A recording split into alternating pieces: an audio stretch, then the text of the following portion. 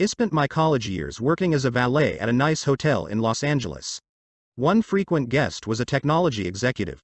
He was a genius, having designed and patented a key component in Wi-Fi routers in his 20s. He had started and sold several companies. He was wildly successful. He also had a relationship with money I describe as a mix of insecurity and childish stupidity. He carried a stack of $100 bills several inches thick. He showed it to everyone who wanted to see it and many who didn't. He bragged openly and loudly about his wealth, often while drunk and always apropos of nothing. One day he handed one of my colleagues several $1,000s of cash and said, "Go to the jewelry store down the street and get me a few $1,000 gold coins." An hour later, gold coins in hand, the tech executive and his buddies gathered around by a dock overlooking the Pacific Ocean. They then proceeded to throw the coins into the sea, skipping them like rocks, cackling as they argued whose went furthest. Just for fun. Days later he shattered a lamp in the hotel's restaurant. A manager told him it was a $500 lamp and he'd have to replace it. "You want $500? The executive asked incredulously, while pulling a brick of cash from his pocket and handing it to the manager. "Here's $5,000. Now get out of my face. And don't ever insult me like that again." You may wonder how long this behavior could last, and the answer was, not long. I learned years later that he went broke. The premise of this book is that doing well with money has a little to do with how smart you are and a lot to do with how you behave. And behavior is hard to teach, even to really smart people. A genius who loses control of their emotions can be a financial disaster. The opposite is also true. Ordinary folks with no financial education can be wealthy if they have a handful of behavioral skills that have nothing to do with formal measures of intelligence. My favorite Wikipedia entry begins. Ronald James Reed was an American philanthropist, investor, janitor, and gas station attendant. Ronald Reed was born in rural Vermont.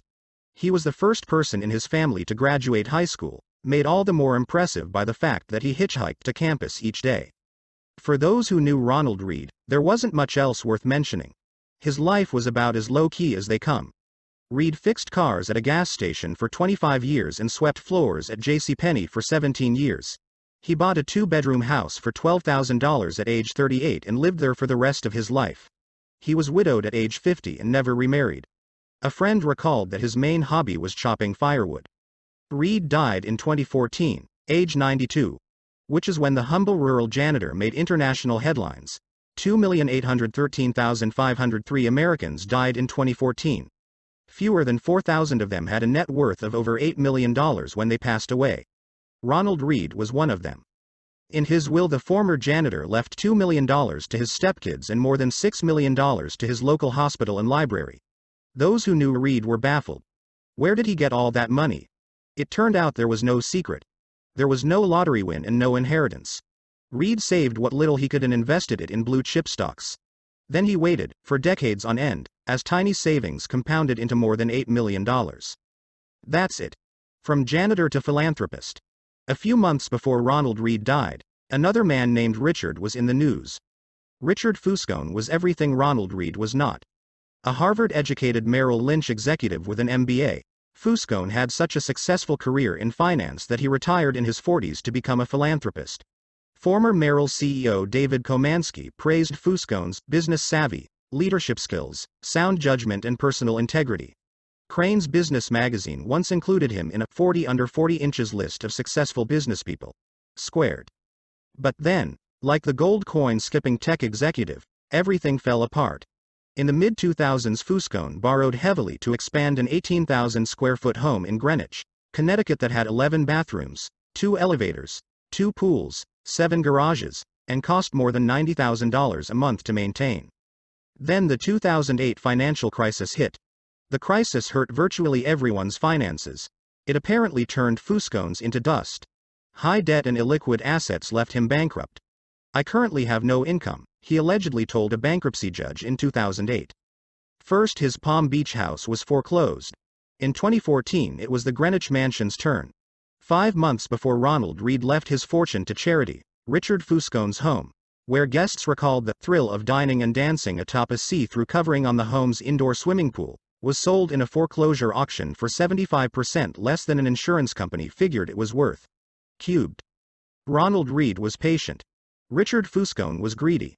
That's all it took to eclipse the massive education and experience gap between the two. The lesson here is not to be more like Ronald and less like Richard, though that's not bad advice. The fascinating thing about these stories is how unique they are to finance. In what other industry does someone with no college degree, no training, no background, no formal experience, and no connections massively outperform someone with the best education, the best training, and the best connections? I struggle to think of any. It is impossible to think of a story about Ronald Reed performing a heart transplant better than a Harvard-trained surgeon, or designing a skyscraper superior to the best-trained architects. There will never be a story of a janitor outperforming the world's top nuclear engineers. But these stories do happen in investing. The fact that Ronald Reed can coexist with Richard Fuscone has two explanations. 1. Financial outcomes are driven by luck, independent of intelligence and effort. That's true to some extent, and this book will discuss it in further detail. Or 2, and I think more common, that financial success is not a hard science. It's a soft skill, where how you behave is more important than what you know. I call this soft skill the psychology of money. The aim of this book is to use short stories to convince you that soft skills are more important than the technical side of money. I'll do this in a way that will help everyone, from Reed to Fuscone and everyone in between, make better financial decisions. These soft skills are, I've come to realize, greatly underappreciated. Finance is overwhelmingly taught as a math-based field, where you put data into a formula and the formula tells you what to do, and it's assumed that you'll just go do it. This is true in personal finance, where you're told to have a 6-month emergency fund and save 10% of your salary. It's true in investing, where we know the exact historical correlations between interest rates and valuations. And it's true in corporate finance, where CFOs can measure the precise cost of capital. It's not that any of these things are bad or wrong. It's that knowing what to do tells you nothing about what happens in your head when you try to do it. Two topics impact everyone, whether you are interested in them or not: health and money. The healthcare industry is a triumph of modern science, with rising life expectancy across the world. Scientific discoveries have replaced doctors' old ideas about how the human body works, and virtually everyone is healthier because of it. The money industry, investing, personal finance, business planning, is another story. Finance has scooped up the smartest minds coming from top universities over the last 2 decades. Financial engineering was the most popular major in Princeton's School of Engineering a decade ago. Is there any evidence it has made us better investors? I have seen none. Through collective trial and error over the years, we learned how to become better farmers, skilled plumbers, and advanced chemists. But has trial and error taught us to become better with our personal finances? Are we less likely to bury ourselves in debt? More likely to save for a rainy day? Prepare for retirement? Have realistic views about what money does, and doesn't do, to our happiness? I've seen no compelling evidence.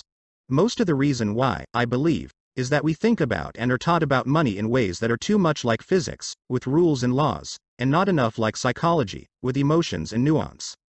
And that, to me, is as fascinating as it is important. Money is everywhere, it affects all of us, and confuses most of us. Everyone thinks about it a little differently. It offers lessons on things that apply to many areas of life, like risk, confidence, and happiness. Few topics offer a more powerful magnifying glass that helps explain why people behave the way they do than money. It is one of the greatest shows on earth. My own appreciation for the psychology of money is shaped by more than a decade of writing on the topic. I began writing about finance in early 2008. It was the dawn of a financial crisis and the worst recession in 80 years. To write about what was happening, I wanted to figure out what was happening. But the first thing I learned after the financial crisis was that no one could accurately explain what happened, or why it happened, let alone what should be done about it. For every good explanation there was an equally convincing rebuttal. Engineers can determine the cause of a bridge collapse because there's agreement that if a certain amount of force is applied to a certain area, that area will break. Physics isn't controversial. It's guided by laws. Finance is different. It's guided by people's behaviors. And how I behave might make sense to me but look crazy to you. The more I studied and wrote about the financial crisis, the more I realized that you could understand it better through the lenses of psychology and history, not finance. To grasp why people bury themselves in debt, you don't need to study interest rates. You need to study the history of greed, insecurity, and optimism. To get why investors sell out at the bottom of a bear market, you don't need to study the math of expected future returns. You need to think about the agony of looking at your family and wondering if your investments are imperiling their future. I love Voltaire's observation that history never repeats itself. Man always does. It applies so well to how we behave with money. In 2018, I wrote a report outlining 20 of the most important flaws, biases, and causes of bad behavior I've seen affect people when dealing with money. It was called The Psychology of Money, and over 1 million people have read it. This book is a deeper dive into the topic. Some short passages from the report appear unaltered in this book. What you're holding is 20 chapters, each describing what I consider to be the most important and often counterintuitive features of the psychology of money. The chapters revolve around a common theme, but exist on their own and can be read independently. It's not a long book. You're welcome. Most readers don't finish the books they begin because most single topics don't require 300 pages of explanation. I'd rather make 20 short points you finish than one long one you give up on. On we go.